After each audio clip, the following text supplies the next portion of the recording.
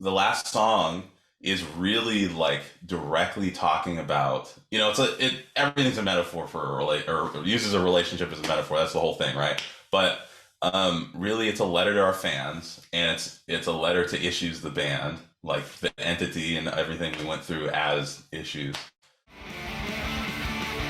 There just ended up happening a really sobering moment where it just became very obvious that Issues being maintainable and sustainable as like a consistent outlet creatively or professionally for all three of us was just going to be kind of impossible.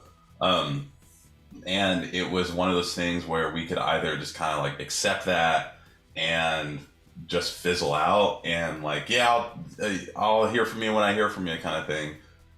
Or we could at least do like one final hurrah and just like, really like, I don't know, really just be honest with ourselves and the fans and everything. And like, this band has meant a lot to all of us and has meant a lot to the people who like, have been listening to us for all these years. So it felt right to at least do like a real send off, and also to recontextualize the music that we've been making for however long. Yeah, I feel like that's like, I mean, I don't know. I always forget how passionate people are about Issues. Because we all do music in so many different ways. I'm definitely blessed to have multiple outlets outside of Issues. All three of us are. Um, and anytime we engage with Issues or Issues fans, obviously it's just like engagements through the roof. Like there's hopefully polite arguments happening in my comments, right? Like people care about this shit. Um, so like it's easy to forget that for us because it's been so long since it's been our like full like 9 to 5 like day job basically, since pre-pandemic. Um, so like engaging with it, I don't know, it's just nice to see everybody again, to be honest. I don't know, we kind of bounced around with a lot of ideas. And one thing about Issues is, and as soon as anybody starts working with us, I tell them this: we are incredibly difficult because most bands you have like one leader, right? And everybody kind of has input, but like there's one guy with veto power. We don't have that, so we have three drastically different opinions, different experiences, and I'm the only one with a background with the home team. So it took like, it took some convincing, it took some talking, some, sending videos around or whatever. And that's not a slight to Brian. That's just a testament to how insanely difficult we are. So, yeah, but like, when the light bulb went off, and I think at that time I was literally on tour with the home team doing my solo stuff. And I was just watching him kill it every night and meeting a ton of Issues fans because a lot of Issues fans like the home team. Um, I was just like, this. Why didn't we think of this? Let's like, let's pursue this. And it just made so much sense. He's such a nice guy. It feels a little bit like scratch my own back to kind of talk about, but it really seems like we were early to something a lot of people are doing right now, and it's like Andre 3000 said, it's not like we're not talking copycats, we're talking a progression, right? Like the home team is doing stuff that Issues never would do, and Issues did stuff the home team would do, and same with like Honey Revenge, and same with Nightlife especially. They're so creative, and they definitely have their own lane. But yeah, it feels like what's going on. A lot of people are calling it heavy pop. I don't know if you know Kubrick too. He's UK. He's doing a similar thing as well. Just super heavy and super poppy and like smashing it together.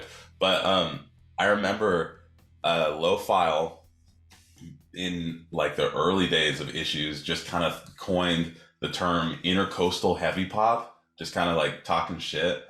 And we didn't really like push that at all. We kind of like put it in our bio for a week and then like deleted it or whatever. But it's kind of nuts to see other people claim the term heavy pop, um, in like independently of us, like completely independently of us, because like great minds think alike. It's like everybody kind of converged at the same point, and that's usually how. I feel like I'm like Charles Darwin watching like this new specification of like a new thing, right? It's like a whole new Right. monster. It's like, what is heavy pop in like 10 years? Is it going to be its own genre? Is it going to have its own like band with like a top 40 hit or something, like Kill Switch Engage 10 years before metalcore, right? The last song is really like directly talking about, everything's a metaphor for or uses a relationship as a metaphor. That's the whole thing, right? But really, it's a letter to our fans, and it's a letter to Issues, the band, like the entity and everything we went through as Issues.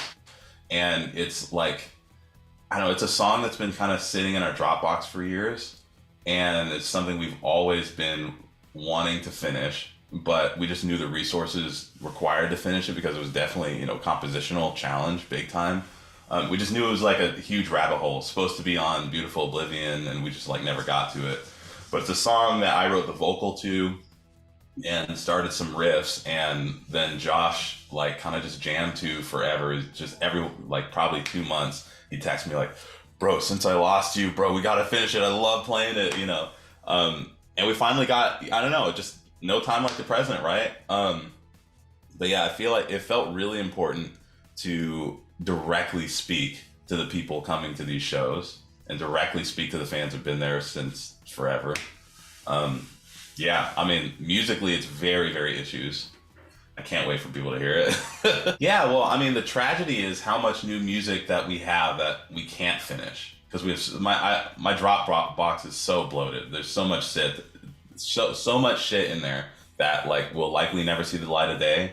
It may not, who knows, right? But it felt, I don't know. It felt like you can't do something this epic and not have like, I don't know, you got to sing about it. It's like in a musical. You talk until you can't talk anymore. You have to start singing. That's how I felt. It's like we need to riff one more time. We need to like really make a statement. Like, this is what the three of us sound like.